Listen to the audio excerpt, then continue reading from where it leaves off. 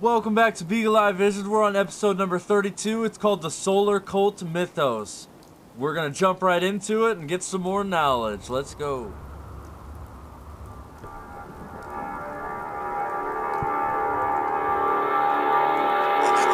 that's one of the things about religion that we have to remember when we're talking about that makes it such a hot topic issue is because we're talking about law. Who gets to be God? Who gets to be God's deputies? Who is the Most High? Who is the divine authority?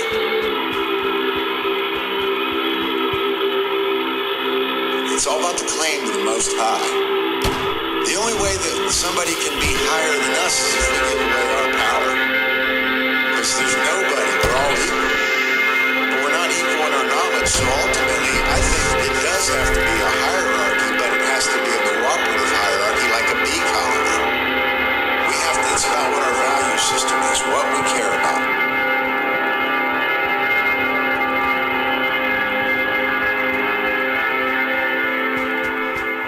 Hello, Hive Mind. I am your host, Brandon Martin, and welcome to the 32nd CubbyWhole podcast, where important topics are unveiled, discussed, and tested. Today is November 21st, 2020. And please make sure to check out all of our previous episodes and content on the CubbyWhole website, which is CubbyWhole.com. That's CubbyWhole.com. So today we're going to be continuing with the methods of manipulation. Now we have been covering the methods of manipulation for the past 12 or so episodes. And this list includes the method of obfuscation, worldview poisoning, primal fears, divide and conquer, indoctrination, controlled opposition, the financial system, control of the media, food and medicine, the illusion of time, and we ended on the DHR factor in our last episode. So today we are going to be moving through religion and binding as a means of manipulating the human consciousness into a specific level so that the occult ruling class can continue to reign over this dominion and keep the chains locked around our minds as tight as they can be. Now, obviously, religion is going to be a vast topic. Actually, the next three, religion, subversive symbolism, and chaos sorcery, are all going to take a little bit more time than I expected because these need to be explained and flushed out thoroughly. Now, I could never possibly give the totality of that information in one show. So this is more going to be an introduction and a means to whet your appetite into doing your own due diligence into researching these subjects for yourself. So if you're expecting me to get into all the little minutia about religion and the debates that go on philosophically about religion, this show will not be about that. This show will specifically pertain to discussing the etymology of the word religion and its use in magic or magical terms, and also getting to the basics of the root core of what all religions share in common, and also showing how this institutionalized belief system has been used against humanity to ensure to keep the bondage on the hearts and minds of men all over the world. All religions have a connectivity to them because they're all rooted in ancient Egyptian sciences. They are all rooted in totemic sociology and the three hero cults. So we will be discussing the three basic hero cults also, if I have time to get to that. But hopefully we're going to move through the basics of religion here today and then move into the connected importance of astrotheology when it comes to religion. Now, all this information is really going to help us with our upcoming episodes about allegory in the future that me and Nate are about to produce. Now, all religions share a core of truth to them. So I want to make it very clear that we should not throw the baby out with the bathwater. When it comes to this, we have to work with what we got. So in no way is this to give credibility to another religion, which is known as atheism. And I will be going in depth about atheism in the near future. But I want to make it highly clear that this is not to promote an atheistic worldview. And we will see that atheism is just another false dogmatic belief system that holds back the forward progression of humanity. So what I'm speaking about So you're the one that wants to put a robot brain in G519? You know she's a synth. We're supposed to protect them. Glory, she wanted new memories. She knew her personality would be all but erased. These are just different memories. Perhaps better ones. I don't know. Maybe I should just let her go.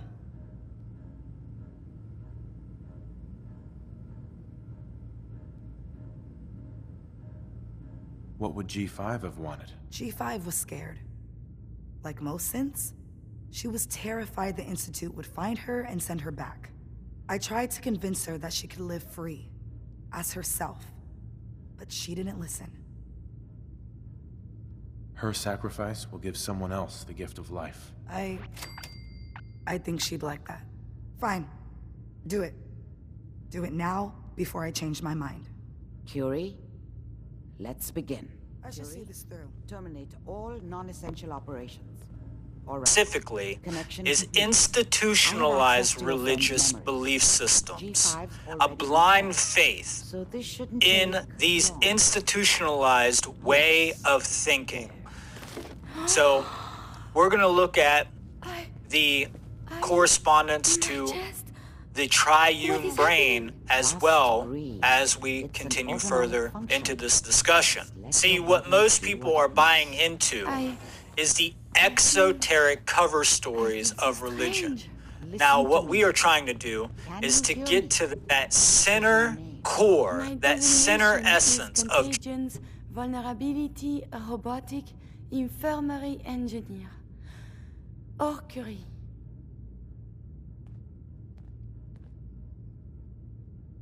Is that really you, Curie? Yes.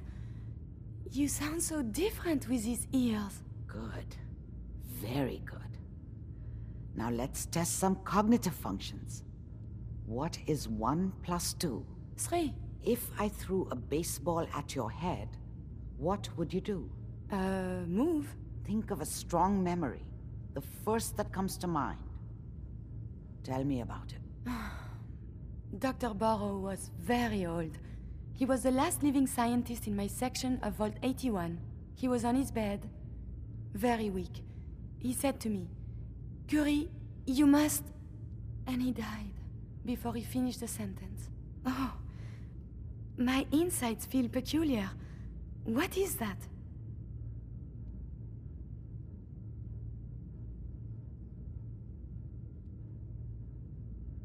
Are you okay, Curie? I feel functional, but this feeling, my chest is tight. Poor Dr. Burrow. The operation appears successful. But I think it will take a lot of adjustment for your new friend. She may need your help to make the transition. Thank you, Doctor, for this opportunity. Humanity is so resilient to cling to life. truth despite all of that the is underneath all the duty of us all exoteric garbage that we're fed. We want to get through by taking the path of esoteric understanding, the esoteric knowledge, that is, to lead us to an understanding which can help to reveal that center core of truth that all religious ideologies do share and hold. As of now, we have slides that go along with each episode, which you can find at the CubbyWhole website on the podcast page, right underneath the description of the episode that you're watching. So for this episode, there will be its corresponding slides, and I highly recommend that you check them out and follow along by looking at the slideshow that's provided on the CubbyWhole website. Now, as Napoleon Bonaparte said, religion is excellent stuff for keeping the common people quiet. And this is because religion is naively and blindly believed by common people as absolutely true. And contrary to this, the wise, the philosophers, or what I have coined the agosophers, meaning agape, which is universal love, combined with Sophia, or Sophie, which means wisdom. So it's the universal love for wisdom. So agosophers, that's just a word that I've coined because I see the limitations in philosophy. And we will open that up in a future show, I hope. But as I was saying, the wise see it as false, and by the rulers of this world, it is seen as one of the most useful implements of their knowledge to keep people suppressed and keep people in their place and docile so they never rise up and challenge the powers that be. And this is why we're going to be speaking about binding, because it is a magical, or rather a form of sorcery that is being used. Now, like I said, I am talking about false, institutionalized religious belief systems that advocate for violence and hold back the evolution of our consciousness, and also hold back our ascension process. As the great philosopher Voltaire said, those who can make you believe absurdities can make you commit atrocities. That's what we are trying to look at here, is the belief in these absurd dogmas that lead us to creating behaviors from which the consequences of such behaviors are detrimental to our overall well-being as a species. So here's another quote from one of the founding fathers, which happens to be one of the individuals that I read first when studying the founding fathers when I was a child, is Thomas Paine. I read his book, The Rights of Man, which I would highly recommend for the layman to start to catch up with some of this information. I highly recommend reading the actual documents that the founding fathers, especially the non-federal founding fathers. He was one of the core philosophers when it came to the foundation of this country and things like freedom and sovereignty. As he most astutely stated, I do not believe in the creed professed by the Jewish church, by the Roman church, by the Greek church, by the Turkish church, by the Protestant church, nor by any church that I know of. My own mind is my own church. All national institutions of churches, whether Jewish, Christian, or Turkish, appear to me no other than human inventions set up to terrify and enslave mankind and monopolize power and profit. I mean, we could just drop the show there and leave it alone, because he just said everything that we need to say pretty much. Organized religion is simply there to maintain their power and gather more power, and obviously gather more profit. This exactly states what organized religion is really about. It is a methodology of manipulation through fear intended to mind control its followers. They want to play on the naivete of individuals and also their primal fear, because they want to utilize our lack of self-knowledge against us, because this is really about the fear of the unexplored aspects of ourselves and the realm in which the self operates in. So they use this unknowingness, this fear of the unknown, to manipulate us and steer us into mental cages. See, what organized religion does not teach you, at least one aspect of it, is that you need no priest between you and the divine. You have a direct connection to the creative force that underlies reality. And anybody who stands in between you to gain profit as a third party is exploiting you. They are exploiting your gullibility and your lack of understanding your own connection to the holistic creative force that we all experience and co-experience together every single day.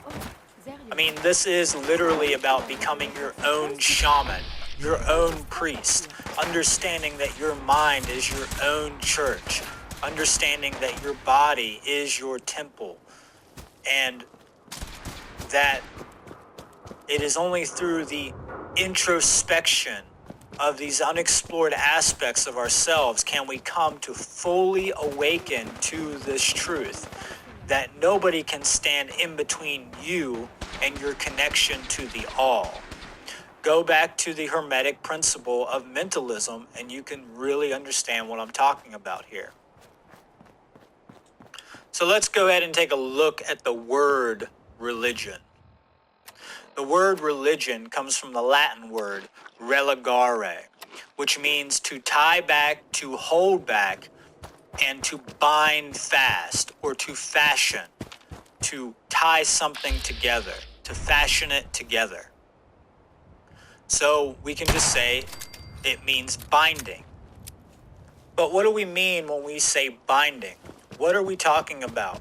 Especially when it connects to occult practices or by magical means. Binding is a magical term that is descriptive of a class of spells intended to thwart or hold back the progress of an imposing force or practitioner.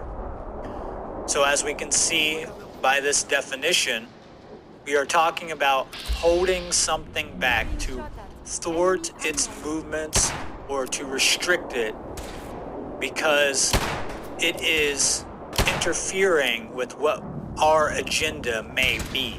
So what is religion binding? If it's a binding spell, then what is it binding? Well, it is binding your own progress as an individual to getting to the objective truth about the nature of the thing, or about the nature of yourself, about your true purpose, about your meaning, about the true connectivity to the divine. Now, it ostensibly seems that religion would try to reconnect you to the divine, but as we know, and as we see as it is applied, it does far less to give us any of these deep philosophical questions and ontological issues that we have about ourselves and the nature of reality. So it is in the exoteric realm binding us back from getting to that core truth, from getting to that true gnosis of our own infinite value and the knowledge that is needed for us to create real change, to really evolve our species. Because really what we're trying to do is to stimulate neurodevelopment, to stimulate our nervous system so that we can evolve into a higher type. And religion, for the most part, at least the dark occult religious belief systems that are passed to us as organized religion in our modern day, thwart us from getting to that goal. It actually restricts us from that ascension process. So it physically binds us as well, because what happens in the mind, if amplified to a certain degree, will take patterns in the physical form. So the manifested result will be restricted because of that restriction in the mental realm. So religion is pretty much saying that its outer shell, its outer story. Now, I'm obviously speaking in very general terms here. So these are extreme generalities. This is not the 100% absolute. I do want to clarify on that. But generally, what they are saying as this is the truth is that exoteric version of their stories, never really getting to the essence or the allegorical nature of the religious teachings that are brought down to us.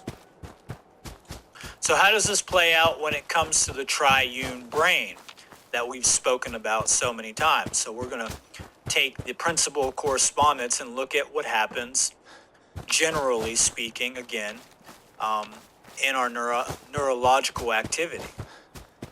Well, what happens here is you get two forms of brain imbalances.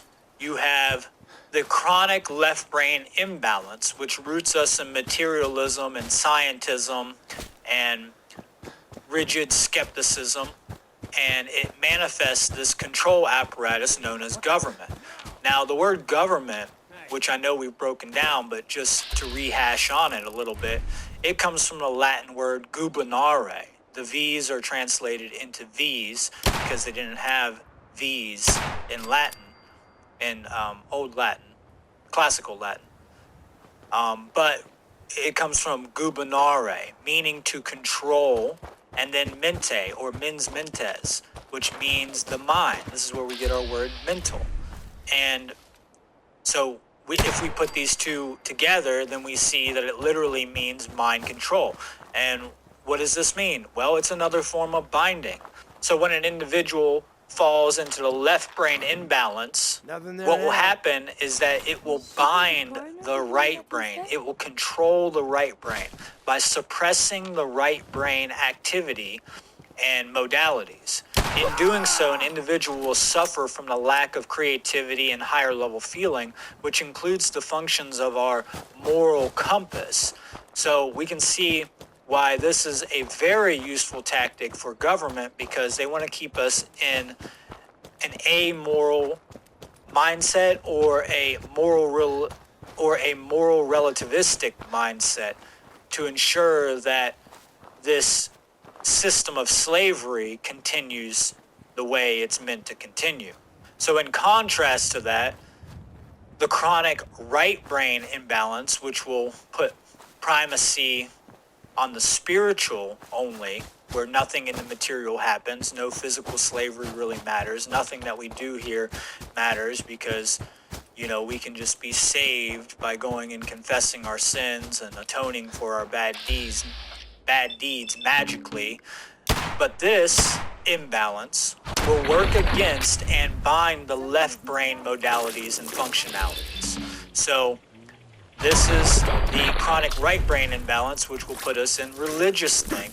The chronic left brain imbalance will put us in government think, in authority think. So the right brain will put us into submission without questions. We'll be in the modality of just obedience. Obey and never question anything. In doing so, an individual will suffer from the lack of logic and higher level thinking, which includes our ability to reason. So religion binds our ability to reason. It ensures that we abdicate our higher level processing faculties of logic, and it binds our ability to think critically. So with both of these control apparatuses in play on the field of reality, we can see why it's so hard to break our mental chains and really get into holistic think, where we're using both sides of our brains, where we're using both hemispheres and also both polarities of consciousness in balance with each other, which creates our true homeostasis. It allows us to ascend and connect to our higher selves, because without this balance, we do not have the access to that ascension process. So it is very crucial for the dark occult to keep these two methodologies of sorcery and manipulation in play to ensure that both polarities of our consciousness are kept in a chronic imbalance, which makes us very easy targets for predators. Now, one of the things that exoteric religious cover stories are obscuring from the average common individual's view is the esoteric understanding of astrotheology. Now, I would say that this is the common thread that all religions share in common, and that is astrotheology. Now, astrotheology can be simply stated to be the worship of gods or deities that include the visible planets, the stars, the sun, and the moon. So astrotheology can also be said to be the study of the movements of the stars, the planets, the sun, and the moon in correlation with our archetypal psychology. There are two distinctive fields to astrotheology. One dealing with the external worship of deities or gods in the heavens, and the other dealing with the internal understanding and comprehension of our archetypal nature through allegorical understanding. So there are three basic sets of study when it pertains to astrotheology that are rooted in the three ancient totemic hero cults. This is the study of the stars, specifically the northern pole star and the southern pole star from the Nile Valley, and all the heavenly bodies, including the sun and moon. So the stellar cult was the most ancient, existing around 300,000 years ago to 150,000 years ago. Now, that is a rough estimate. There is evidence to show that they could have existed up to 600,000 years ago. But that is not the major point that I'm trying to make here. I'm just giving a brief correspondence into these ancient cults in correlation with astrotheology and a little bit of their timeline, which I would highly recommend just going to Douglas Martin's presentation, The Superior Knowledge of the Ancient Egyptians, to understand more about these things. But we will be opening these three cults up in the future. Today I'm going to primarily focus on the solar cult doctrine and correlate it to Christianity and show how this plays out. So then we have the lunar cult that came after the stellar cult and existed from around 150,000 years ago to 50,000 years ago. And then the most recent and most dominant, most people should have a small understanding of this correspondence, which is the solar cult. And like I said, that's the one I'm going to be focusing on here today. So the solar cult came into being roughly around 100,000 years ago to the present day, which we find in the modern religious belief system known as Christianity. Now, of course, there was a more ancient version of Christianity that was less perverted and corrupted in its mythology. But modern Christianity, especially exoteric Christianity, is based in astrotheology. Now, like I said, this is a pre-existing mythos regarding the astral bodies in the heavens, being primarily the sun, but it does incorporate the moon and planets and stars. But the sun is overlapping the other two. So this is what is known as solar doctrine overlap, or solar cult overlap. Now, the ancients were endeavoring to bring the old in with the new, so we always find remnants of the pre-existing cults or mythos within the new mythos. You just have to dig deep enough and get beyond the exoteric versions of it. So the attributes of the three ancient hero cults were assigned to each of the three major religions of our world. The sun which rules the day sky, was assigned to the solar cult of Christianity. The moon, or lunar cult, was assigned to the Islamic belief system, and the stellar cult has been assigned to Judaism.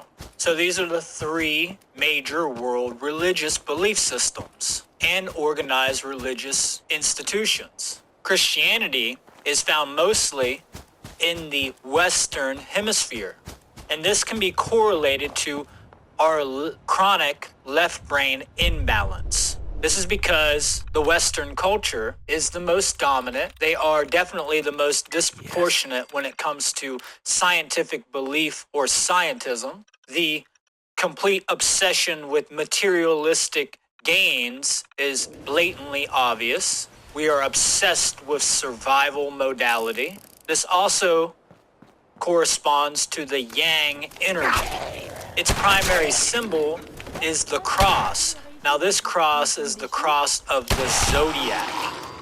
And its day of worship is obviously Sunday, which corresponds to the sun.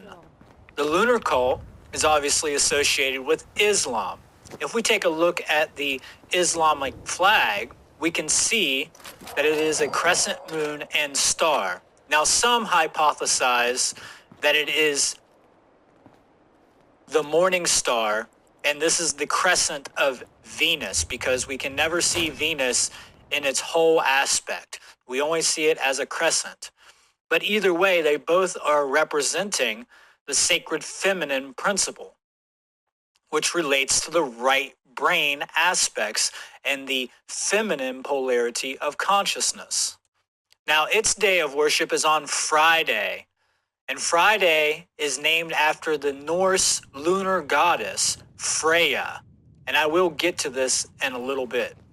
So Islam is found mostly in the eastern hemisphere of the planet, which plays into the correlation to the way our psychology plays out and the feminine aspects of our consciousness, which one of its primary teachings is to submit to God. And I believe even the word Islam means to submit to God. One of their primary rituals is where they walk counterclockwise 7 times around the Black Kaaba, which is the shrine that represents the center of the Milky Way, the black hole in the center of the Milky Way. Obviously, there's plenty of Freudian psychology that one could dig into with this symbolism. So as we can see here, this also associates with the sacred feminine, because darkness or blackness is associated with the feminine principle.